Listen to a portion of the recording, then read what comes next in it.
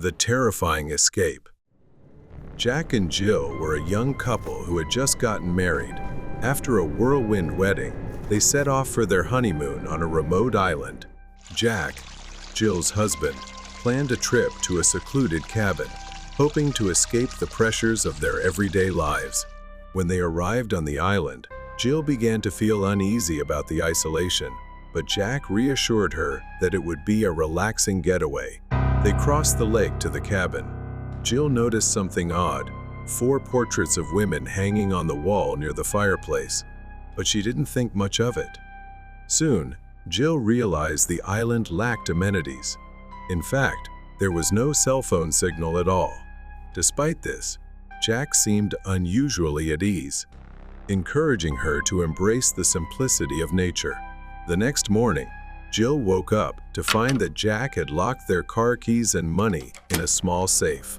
Jack wore the safe's key on a necklace. When Jill asked, Jack explained it was for safety so they wouldn't lose anything. It seemed harmless, but Jill couldn't shake the strange feeling gnawing at her.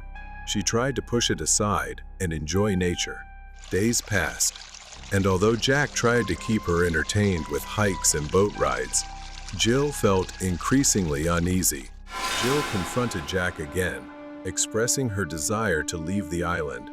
However, Jack seemed uninterested.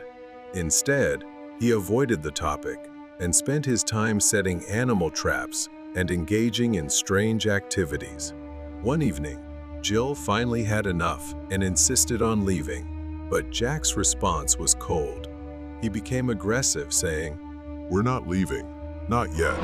Jill's fear grew as Jack's attitude completely changed. He became increasingly paranoid, and his eyes gleamed with an unusual red hue. He grabbed a knife from the kitchen and lunged at her. In a panic, she ran out of the cabin and grabbed a log. She struck him hard on the head. He collapsed, stunned but still alive. She quickly grabbed the key from around his neck and ran. She ran toward the boat, hearing Jack's shouts in the distance. "Jill!" He was swimming after her. Her hands trembled as she tried to row faster, but fear and exhaustion slowed her down. As she reached the shore, she stumbled over something. Looking down, she saw 4 separate graves, the earth freshly turned. Her breath caught. With no time to think, Jill dashed toward the car, but it wouldn't start. Jack was now at the window, yelling for her to get out. In a desperate attempt to escape, Jill grabbed a gun from the car's glove compartment and pointed it at Jack. However, Jack tricked her, and as she tried to fix the car, he smashed the window with a rock, knocking her unconscious. Jill woke up to find herself tied to a tree. Jack stood over her, cold and crazed, repeating, "You're just like the others." Jill struggled to understand and asked, "What others?" That's when Jack revealed the horrifying truth. He had 4 wives before, all of whom tried to leave, and he had killed them. Jill was next. Realizing she was in grave danger, Jill had to find a way to free herself. But when she realized that he was no longer in sight, she rubbed the rope against a sharp stone nearby to slowly escape. As Jack approached with an axe, she rushed into the cabin, grabbed the gun, and ordered him to stop. Jack ignored her warning and charged at her with the axe raised. In a split second, Jill pulled the trigger, grazing Jack and injuring him. Jack fell to the ground, unable to move. She threw the gun aside, tears streaming down her face. "I trusted you." Then she ran out of the cabin toward the boat. She was halfway across the lake when she heard a deafening explosion from the island. Jill turned to see the cabin ablaze. Her heart sank, but she kept rowing away. She went to the authorities, who launched an investigation and eventually found Jack's body washed ashore. The island was now sealed off. Jill stood by the lake, gazing at the now abandoned cabin. Thankfully, the nightmare had finally ended. The darkness from the Myers house. I used to work for DoorDash a few years ago, wandering through the maze of New York City at midnight to earn a few extra bucks. Tonight was no different, but it turned out to be my last delivery. a job that haunted me long after I left. GPS led me to an unfamiliar part of the city, dark and alien. My destination was an old, rundown fast food joint I'd never seen before. A man came out of the kitchen holding a package. It was red, like rotting meat, and I seriously doubted the hygiene and quality of their food. Handing me the package, the man said it was to be delivered to a place called the Myers house. The old man looked at me with hollow eyes and said to deliver it just before midnight, not to knock, just to leave it at the door. Confused, I asked if I should notify the customer. The man's face darkened. "You don't want to disturb Mrs. Myers. Trust me, it's for your own good and safety." His words lingered as I left. Something felt very wrong about this delivery, and I couldn't help but dwell on the strangeness of it all. In the drizzling rain, GPS led me down an abandoned road, miles away from any familiar part of the city. Soon, a shape emerged in the mist, the Myers house.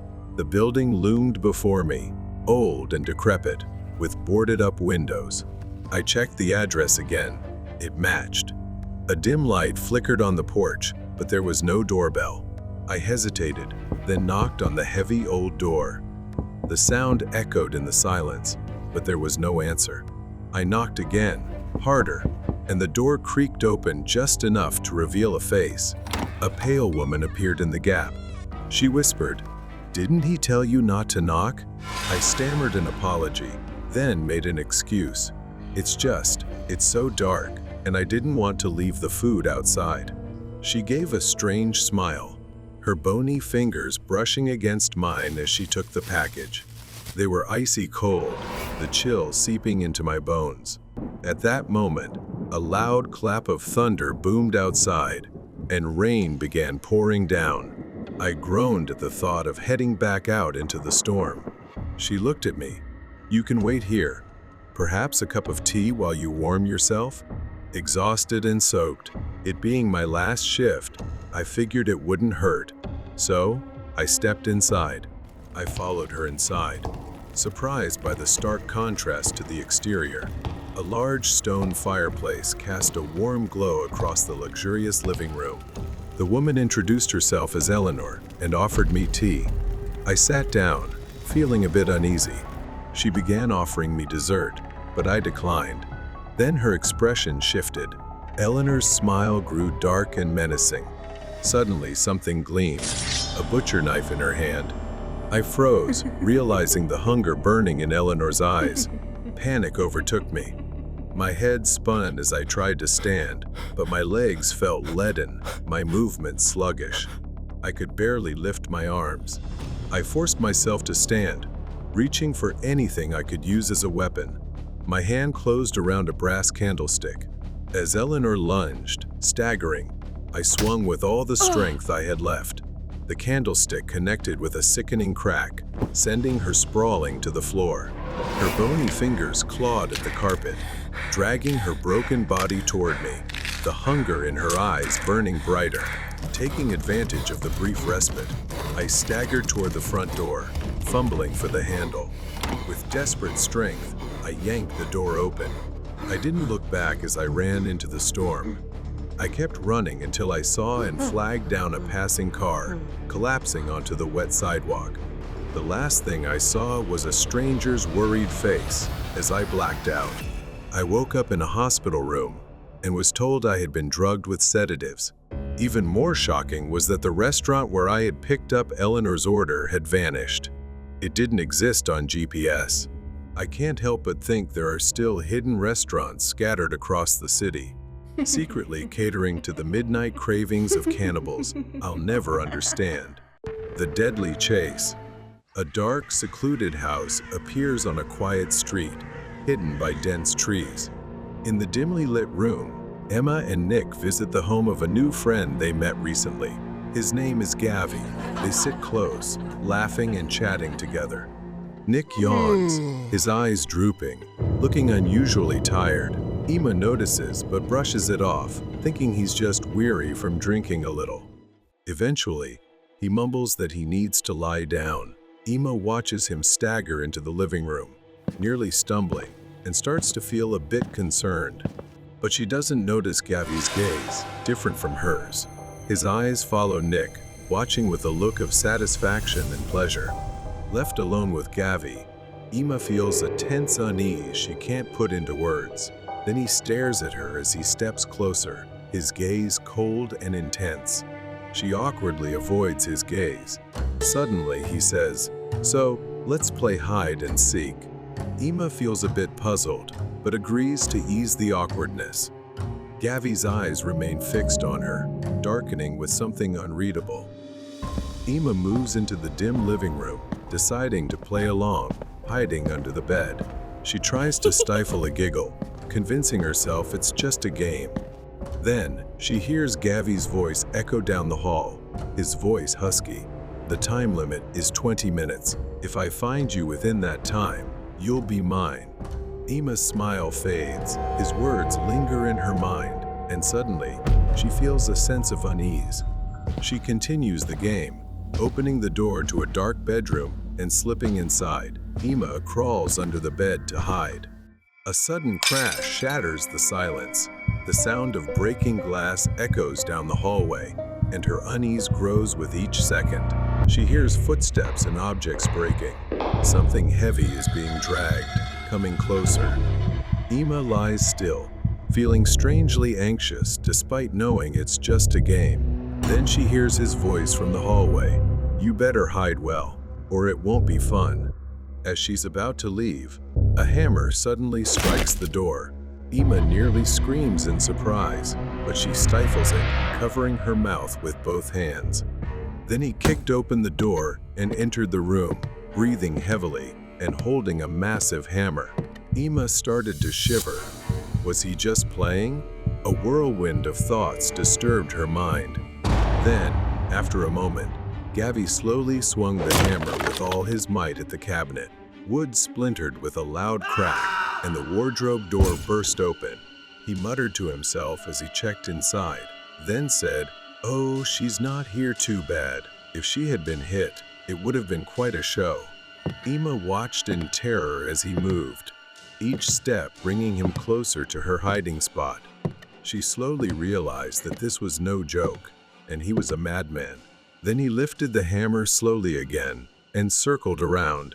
Under the bed, Emma watched him move. A moment later, he stood in front of the bed.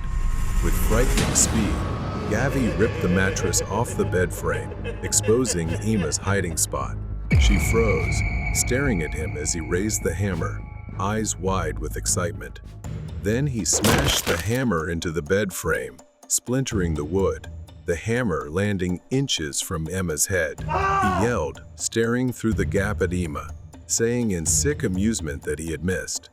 Emma screamed, crawling out and frantically running out of the room, with him following, dragging the hammer along the wall, his laughter echoing throughout the house. He was close behind her when suddenly the timer went off. He stopped, looked at the clock and said, "Time's up. Let's play another round." Her entire body shaking, she immediately bolted. Emma left his house, jumped into her car, and drove off, calling the police right away. They arrived at his house. When they searched, a sound came from the closet. Cautiously opening it, he lunged out, swinging the hammer wildly at the officers, injuring some severely. At that moment, Gavi was shot dead by the police on the spot, and they discovered horrific things. In his house, they found Nick dead, along with several others who had met the same fate: pale faces, sedative effects, and terrifying injuries.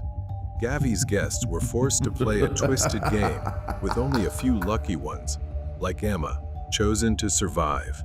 The unlucky ones were marked, sedated, and ultimately killed in his final sick game, which satisfied his perverse desires. The truck driver's scary encounter. The night was quiet, and I was out making overnight deliveries. Miles of open road stretched before me. I glanced at the clock. It was around 2:00 a.m. I decided to stop at a truck stop to refuel and use the restroom, knowing I wouldn't have another chance for quite a while. The truck stop was deserted, except for a few empty trailers parked nearby. I filled up my tank, breathed in the fresh night air, and then headed to the restroom. The stillness was unsettling, a strange quiet that made me feel restless. With a full tank, I climbed back into the truck, heading toward a stretch of road that would take me through dense woods. It was a long, desolate road, flanked by trees on either side, with no towns, no lights, just the road and the dark forest. An hour later, I was deep in the woods, half awake and half asleep, when something caught my attention ahead. At first, I thought I was seeing things, but as I got closer, I realized there was a figure standing at the roadside. The figure was motionless, just standing there, neither waving nor calling for help. They simply watched me pass by, their face a lifeless, emotionless mask. The figure faded into the darkness behind me as I continued driving, but I couldn't shake the image from my mind. About a mile later, I spotted another figure. This time, it was a woman.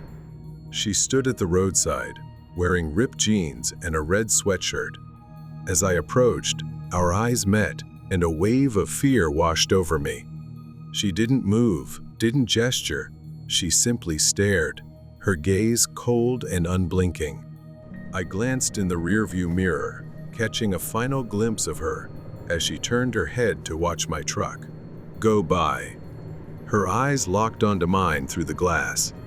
I gripped the steering wheel tighter, trying to shake off the fear and keep going. I turned my attention back to the road, and my heart nearly stopped. Lying in the middle of the road was a body, sprawled out, arms and legs wide. I slammed on the brakes, the weight of the truck lurching forward as I came to a sudden stop. My mind raced as I stared at the figure lying in the road. I couldn't tell if they were dead or alive, but they were completely motionless. There were no signs of an accident, no debris, no skid marks, just this body, as if they had simply lain down in the middle of the road. I felt the need to go outside to check on them. The forest loomed on both sides, dense and dark, and I couldn't shake the feeling that I was being watched, that there were eyes lurking in the shadows, just beyond the reach of the headlights. I slowly maneuvered the truck around the body lying in the road, my heart pounding, my mind swirling with doubt. Maybe I should stop and check, just to make sure they were okay. I parked the truck a short distance away, and reluctantly, I stepped outside, but there was something about the way they were lying. I was almost there when a horrifying realization struck me. The body was no longer lying on the ground. It was standing upright, staring directly at me with empty, soulless eyes. That figure took a step forward, his movements jerky. Perhaps that was when I realized I had been lured into a trap. I turned to run back to the truck, but the figure lunged forward, moving quickly, intent on hunting me. I had no choice but to flee into the woods. Then I stumbled and fell hard to the ground. A sharp pain shot through my ankle as I tried to get up, but that figure had come closer, a malicious look on their face. I grabbed a fairly large broken branch and held it out in front of me as he slowly approached with a sinister smile. I fought back with everything I had, but he was very strong, moved quickly, and was brutal. When he kicked me in the hip, I staggered backward. I thought everything was over, but a loud explosion echoed through the trees. I followed his gaze and saw a hunter standing nearby, his rifle aimed directly at my attacker. Under the dim moonlight, the hunter's tough and determined face pulled the trigger. The attacker staggered back, clutching his shoulder, dazed for a moment. The attacker staggered, trying to flee, but he was no match for the hunter. The hunter quickly seized him, easily subduing him. He started pulling out his phone and calling the police. I fell to the ground, relief and exhaustion washing over me at the same time. Soon, the flashing lights of police cars cut through the darkness, illuminating the forest. Officers approached, weapons drawn, securing the area as they took my statement. A few days later, I learned the police's conclusion. They called me into the station for a statement and some information. I found out that the man I had encountered, the one lying in the road, was not a stranger to the area. They identified him as a notorious criminal, wanted for a series of highway robberies targeting truck drivers. He and his accomplices planned and staged fake accidents to lure drivers out of their vehicles. They would lie in wait in the woods, ready to ambush anyone who fell into their trap. The strange encounters I had with the figures by the roadside were all part of their twisted game, a psychological tactic to unsettle and confuse victims before the final act. Thanks to the intervention of the hunter and the swift response of the police, they tracked down the criminals and apprehended him. With him now facing serious charges, I knew he wouldn't be lurking in the shadows, preying on unsuspecting people any longer. The House of the Lost Child. It was 2006 when my family moved into this house. My parents decided to quit their jobs and start anew in the countryside. I was just a child then. But something about this house struck me immediately. The first thing I noticed when we moved in was the stairs. Every time I passed by, I would see a shadow silently moving up and down. It never frightened me. In fact, it felt oddly familiar. I was 6 years old, but I could always see things that others couldn't, and this house was no exception. I didn't tell my parents right away, not because I was scared, but because I felt that presence meant us no harm. Still, I was very afraid of the dark. My room was upstairs while the bathroom was downstairs. Every night, before going to bed, I would use the bathroom to avoid facing the fear of going down the stairs alone at night. But one night, my mother's voice woke me. She called out to me, angrily and irritably, telling me to come downstairs and not to run around anymore. I sat up in bed, confused. I hadn't run at all. In the following days, I kept experiencing similar incidents. My mother often scolded me for running around the house, accusing me of mischief. I had told her many times that I hadn't done it, but she never believed me. Then one night, the power went out, and we were almost engulfed in darkness, lit only by a few flickering candles in the living room. As we sat together, I saw it again, a shadow. It swayed back and forth, hovering over the sofa. My mother didn't see it, but I did. That presence was very strong but had no malice. That night, as we lay in bed, my mother and I heard a voice, soft yet clear as day. Mom, where are you? I'm cold. That voice belonged to a child, and it came from just outside our bedroom. My mother looked at me, eyes wide with fear. As I grew older, I began to understand that the shadow wasn't there to harm us. It wasn't a ghost trying to scare us, but a lost child searching for something. The more I thought about it, the more I realized that spirit was looking for its mother. I had a friend who could sense things like I could, and they suggested that I tell the spirit to move on. So one quiet afternoon, I stood in the living room and said to the air, "I believe your mother loves you very much. You can move on. It's time to go to a happier place." The house felt different afterward. The shadow disappeared. The footsteps stopped. No more voices at night. I thought that the spirit had finally found peace, or perhaps it needed to validate something because it had been left here and unable to move on in this house. In 2018, my aunt, Tita, who had worked abroad, returned home to retire. One evening, we sat together in the living room, sharing stories. We talked about the strange occurrences that had taken place in the house over the years. I told her about that spirit, about how my mother had once mistaken it for me because it looked like a small child. I explained how I had ultimately helped it move on. As I was speaking, I noticed something. Tita, she's crying. She started telling me a story I had never heard before. Long before I was born, my grandmother, she was pregnant with Aunt Tita. Not long after that, there was a baby boy. She named her son Angelo. Suddenly one day, Grandma left and didn't come back. At that time, Aunt and Angelo were too young to know what to do in this remote suburb. So, Angelo lay on the sofa.